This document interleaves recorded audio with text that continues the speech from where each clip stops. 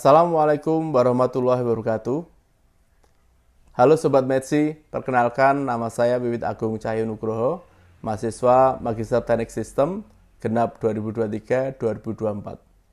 Pada podcast kali ini, saya akan mengulas tentang pengembangan ilmu pengetahuan dan teknologi memanen air hujan.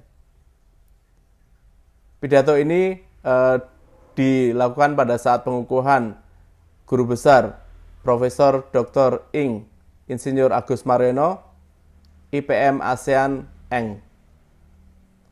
Penelitian Prof. Agus Mariono berdasarkan pada kondisi keprihatinan masyarakat Indonesia tentang kendala air atau krisis air, masalah sumber daya air karena pengelolaan sumber daya air pada saat ini masih bersifat pragmatis, kurang ramah lingkungan, dan juga kurang melibatkan masyarakat dan cenderung untuk eksploitatif pembangunan sungai, danau, embung karena hanya menggunakan pendekatan engineering secara murni yang justru merusak morfologi dan juga ekosistem daripada sungai tersebut.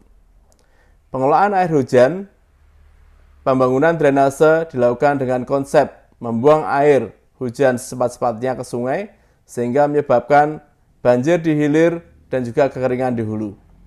Reformasi pengelolaan sumber daya air yang ramah lingkungan mendesak untuk segera dilakukan. Dengan tema pengelolaan air hujan jika dijalankan secara maksimal dan komprehensif, dapat menyelesaikan rantai masalah sumber daya air, krisis air bersih, banjir, kekeringan, dan kerusakan lingkungan, maka Profesor Agus melakukan beberapa rangkaian penelitian. Adapun yang memotivasi pengembangan iptek memanen air hujan tersebut adalah Quran Surat Al-Furqan ayat 4, 8, dan juga An-Nahl ayat 10 dan ayat 11.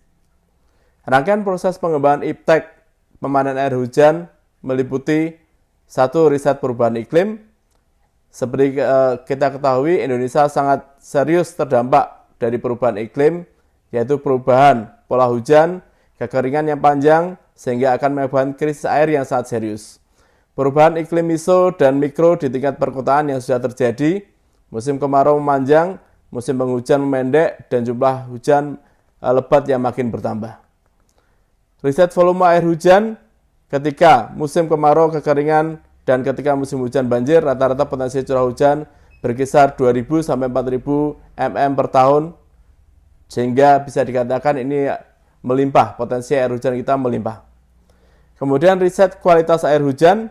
Kualitas air hujan ini sudah dilakukan riset parameter fisiknya memenuhi syarat air minum sesuai dengan Permenkes nomor 2 tahun 2023, dan parameter kimia semua sesuai dengan baku mutu air minum dengan pH 7,2 yang artinya bersifat netral dan memenuhi standar air bersih.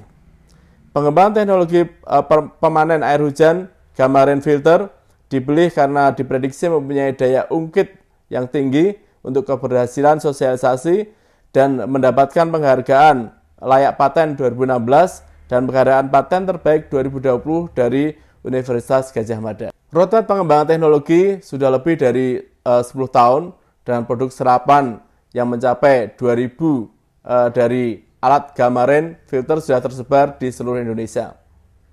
Gamma rain filter ini bekerja secara semi-otomatis, bisa memanen hampir 100% air hujan dengan unsur acceptance user atau user acceptance 91,3%, kualitas air hujan cukup bagus, 91,6% puas memakai air hujan, dan 94,9% responden menyatakan hal ini mudah dipakai dan sangat bermanfaat.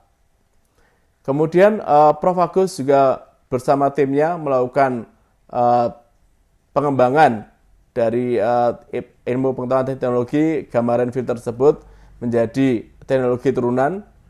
Yang pertama, gamma bambu rain filter dengan bahan baku pipa bambu, gamma rain filter tipe pendek untuk rumah atap dengan tritisan yang rendah.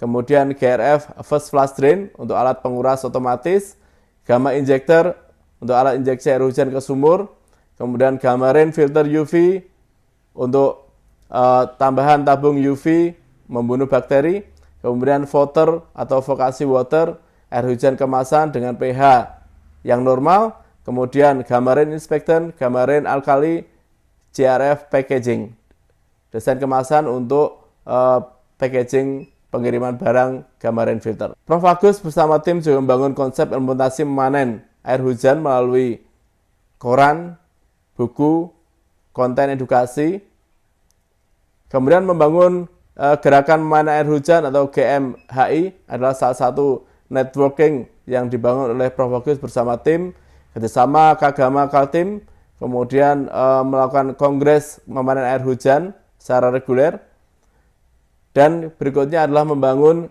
Teaching Factory atau TEFA. Di sini dosen dan juga mahasiswa bisa mengembangkan ilmu pengetahuan dan teknologi di kampus. Kemudian menciptakan ekosistem ilmu pengetahuan dan teknologi, dan kemudian dampak pembangunan pengembangan IPTEK 2000 gamarin filter, masyarakat bisa menikmati air hujan. Kemudian ada kampung ramah air hujan di Dusun Banyumanik, Gunung Kidul, yang lebih dari 30 desa sudah memasang dari gamarin filter tersebut. Model pengembangan IPTEK memanen air hujan adalah salah satu model pengembangan ilmu dan teknologi secara sistemik, siklis, dinamis, dan merangkum telaah ontologi, epistemologi, dan aksiologi secara berkesinambungan. Sebagai penutup, kita akan melakukan yel-yel. Air kita muliakan, sungai kita lestarikan, masyarakat kita berdayakan, kita jaga alam, alam jaga kita jaga alam, Allah jaga kita. Demikian ulasan dari saya. Terima kasih. Wassalamualaikum warahmatullahi wabarakatuh.